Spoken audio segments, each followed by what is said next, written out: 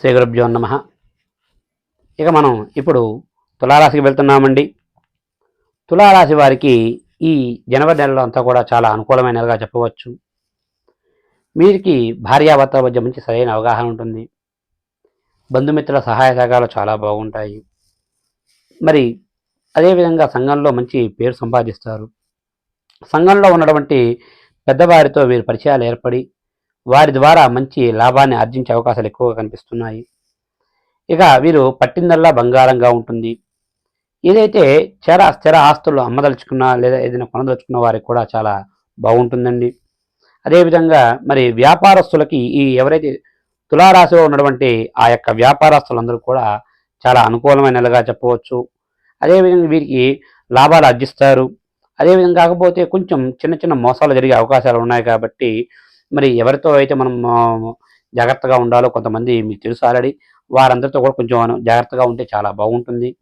ఇక ఎవరైతే ప్రైవేట్ సంస్థల్లో పనిచేస్తున్నటువంటి ఉద్యోగస్తులు ఎవరైతే ఈ యొక్క తులారాశిలో ఉన్న వారందరికీ కూడా చాలా అనుకూలమైన నెలగా చెప్పవచ్చు. వీరికి ఈ నెలంతా కూడా చాలా బాగుంటుంది. పై అధికారులతో వీరు చాలా సఖ్యతగా ఉంటారు. అదేవిధంగా వారి ద్వారా వీరికి మంచి లాభం పొందే అవకాశాలు ఉన్నాయి. ఏదైనా ప్రమోషన్లు కానీ, ఇంక్రిమెంట్స్ కానీ, లేదా ఏదైనా బదిలీలకు కానీ, ఏదైనా చేర్చుకున్న వాళ్ళు, ట్రాన్స్ఫర్స్ పెట్టుకున్న వాళ్ళకి తప్పకుండా జరుగుతాయి. అంతా అనుకూలంగా ఉంటుంది. మీ పై అధికారులు కూడా మిమ్మల్ని చాలా చాలా మంచిగా చూస్తారు. ఎటువంటి ఇబ్బందులు లేకుండా ఉంటాయండి. ఇక ఎవరైతే మరి విద్యార్థులు ఉన్నారో విద్యార్థులందరూ కూడా చాలా అనుకూలమైనదిగా చెప్పవచ్చు. అయితే ఈ యొక్క ఎవరైతే విదేశీయానం వెళ్ళే వారికి మాత్రం కొంచెం చిన్న చిన్న ఇబ్బందులతో కూడుకున్నటువంటి ప్రయాణాలు జరిగే అవకాశాలు ఎక్కువగా కనిపిస్తున్నాయి. కాబట్టి తగు జాగ్రత్తగా ఉండండి. ఇక ఎవరైతే ఈ యొక్క మరి ప్రభుత్వాల్లో స్టేట్ గవర్నమెంట్, సెంట్రల్ గవర్నమెంట్లో ఏదైనా ఉద్యోగాల కోసం ఎవరైతే మరి ఈ యొక్క అప్లికేషన్స్ పెట్టుకొని పరీక్ష కోసం చూస్తున్నటువంటి వారందరికీ కూడా చాలా అనుకూలమైన నెలగా చెప్పవచ్చు. నెమ్మదిగా మీరు అనుకున్న విధంగా కూడా మీరు విజయం సాధించే అవకాశాలు ఎక్కువగా ఉన్నాయి. కాబట్టి మధ్యలో చిన్న చిన్న పొరపాట్ల వల్ల జరిగే అవకాశాలు ఉన్నాయి కాబట్టి తగు జాగ్రత్త తీసుకోండి. ఎక్కడ ఏ ఏ ఏ విషయంలో ఎలా ఉండాలి అనే దాని విషయంలో కొంచెం జాగ్రత్తగా ఉంటే చాలా బాగుంటుంది. ఇక మొత్తంగా చెప్పాలి అంటే తులారాశి వారికి ఈ నెలంతా కూడా చాలా బాగుంటుంది. చిన్న చిన్న విషయాలు తప్పిస్తే వీరికి అంతగా ఏముండదు. ఈ నెలంతా కూడా చాలా బాగుంటుంది. అయితే వీరు ముఖ్యంగా చేయవలసిందల్లా అంటే ఈ నెలంతా కూడా వీరు రాహుకాలం అంటే మంగళవారం రోజు నాడు బాగా గుర్తుంచుకోండి.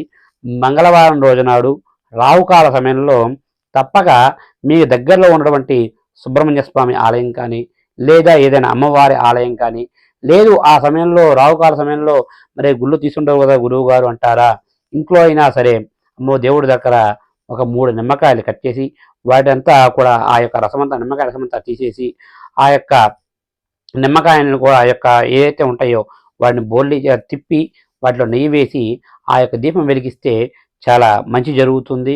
ఇక వీరికి ఈ నెలలో అనుకూలమైన రోజులుగా మరి తులారాశి వారికి ఈ నెలలో అనుకూలమైన రోజులుగా 5వ తారీఖు, 10వ తారీఖు, 16వ తారీఖు, 19వ తారీఖు, 25వ తారీఖు, 28వ తారీఖులు వీరికి చాలా అనుకూలమైన రోజులుగా ఉన్నాయండి. ఇక ప్రతికూలమైన రోజులుగా మరి వీరికి 3వ తారీఖు, 8వ తారీఖు, 12వ తారీఖు, 14వ తారీఖు, మరి 21వ తారీఖు, 23వ తారీఖు, 30వ తారీఖులు వీరికి ప్రతికూలమైన రోజులుగా ఉన్నాయి. కాబట్టి అనుకూలమైన రోజుల్లో తప్పక మీరు ఏ కార్యం తలపెట్టినా ఎటువంటి ఇబ్బందులు లేకుండా కూడా నెమ్మదిగా మీరు అనుకున్నటువంటి పనులన్నీ కూడా పూర్తవుతాయి. ఇక ఏదైనా సరే ప్రతికూలమైన రోజుల్లో కార్యక్రమం మొదలుపెడితే కొన్ని ఇబ్బందులు వచ్చే అవకాశాలు ఎక్కువగా ఉన్నాయి. కాబట్టి దానికి సంబంధించినటువంటి మరి గురువు గారిని కానీ లేదా ఇంటి పురోహితుని గారిని సంప్రదించి మరి దానికి సంబంధించినటువంటి ఆ యొక్క పూజాది కార్యక్రమాలు చేసుకుంటే అంతా మంచి జరుగుతుంది. శుభస్య శీఘ్రం.